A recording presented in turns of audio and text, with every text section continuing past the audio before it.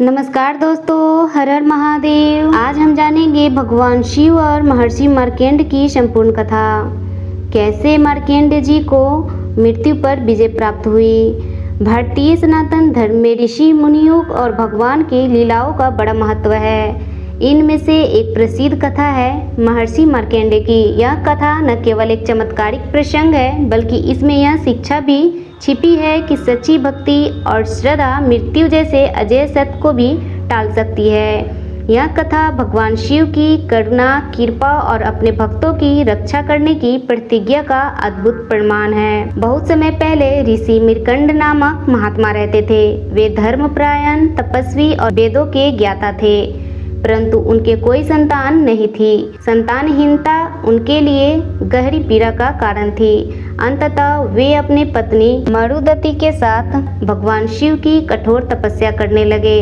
कई वर्षों की तपस्या के बाद भगवान शिव प्रकट हुए और बोले, ऋषिवर, मैं तुम्हारे तप से प्रसन्न हूँ, मांगो तुम्हें क्या चाहिए।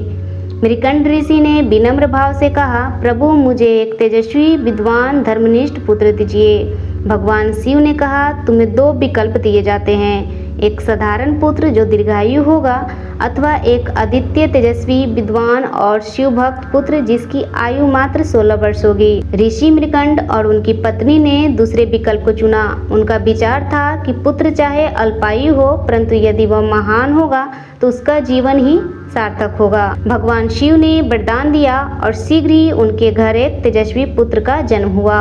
उसका नाम रखा गया मार्कंडेय। मार्कंडेय बचपन से ही विलक्षण थे। वे अत्यंत बुद्धिमान, विनम्र और धार्मिक संस्कारों से युक्त थे। उन्होंने कम आयु में ही वेद, शास्त्र और ज्योतिष विद्या का गहन अध्ययन कर लिया। वे सदैव भगवान शिव की उपासना में लीन रहते थे। शिवलिंग के समीप बैठकर ओम नमः शिवाय मंत्र का जाप करते और अपने तप व भक्ति से सभी को आश्चर्यचकित कर देते।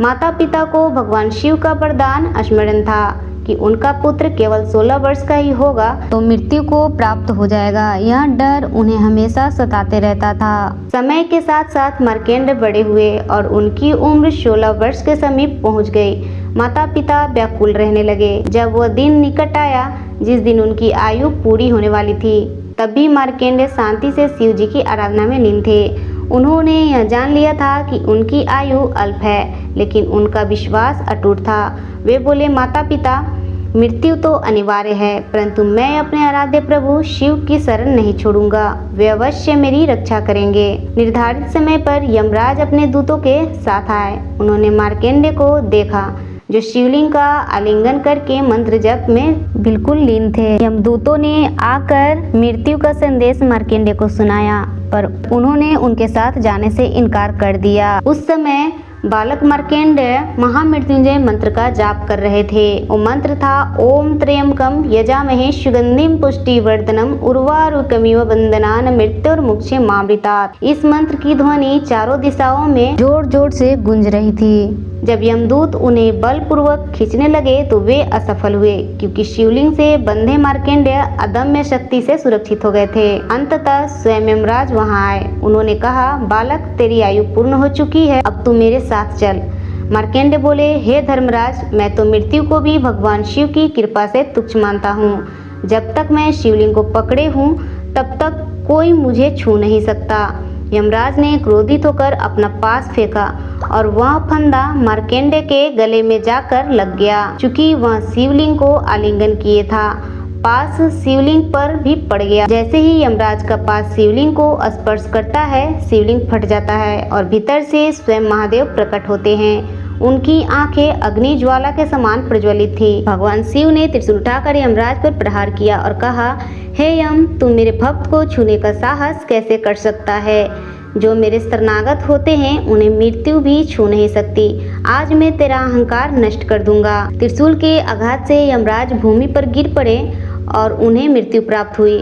सृष्टि में हाहाकार मच गया, क्योंकि बिना यमराज के मृत्यु का क्रम रुक जाएगा। समस्त देवता भगवान शिव के पास आए और विनती की, प्रभु, यदि यमराज का अस्तित्व नहीं रहेगा तो संसार का नियम टूट जाएगा, जन्म मरण का संतुलन बिगड़ जाएगा। कृपा करके उन्हें पुनः जीवित कीजिए। भगवान शिव ने करुणा दिखाकर यमराज को जीवित किया। साथ ही उन्हें आदेश दिया, जो भी मेरा अनन्य भक्त होगा और विशेष रूप से जो महामृत्युंजय मंत्र का जाप करेगा उसे मृत्यु पर विजय प्राप्त होगी। मार्कंडेय मेरा प्रिय भक्त है, यह मृत्यु को भी जीत चुका है। अब यह चिरंजीवी होकर सदा जीवित रहेगा। यमराज ने भगवान शिव की आज्ञा स्वीकार की और मार्कंडेय को प्रणाम किया।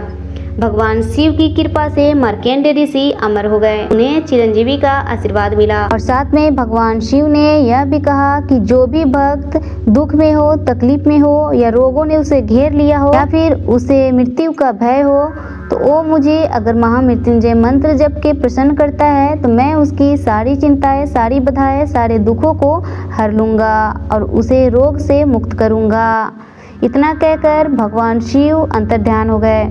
इस मंत्र का जाप करने से मनुष्य मृत्यु, रोग और भय पर विजय प्राप्त कर सकता है। यदि भक्ति अटूट हो तो मृत्यु भी परास्त हो सकती है। भगवान शिव की शरण लेने वाले को कोई संकट नहीं छू सकता। तो यह थी मार्कंडेय ऋषि की कथा, जिन्होंने भगवान शिव को प्रसन्न करके भगवान शिव से अमरत्व का वरदान ले लिया। तो दोस्तों, आज की यह कथा आपको कैसी लगी कमेंट करके जरूर बताइएगा। वीडियो को ज़्यादा से ज़्यादा लाइक, शेयर और चैनल पे अगर आप पहली बार आए हैं तो मेरे चैनल को सब्सक्राइब जरूर कीजिएगा। तो भगवान भोलेनाथ की कृपा दृष्टि आपके और आपके पूरे परिवार पे हमेशा बनी रहे, यही कामना करते हुए वीडियो को समाप्त करती हूँ। मिलते हैं अगले वीडियो में एक और कहानी के साथ, तब तक के लिए धन्यवाद। हर हर महादेव।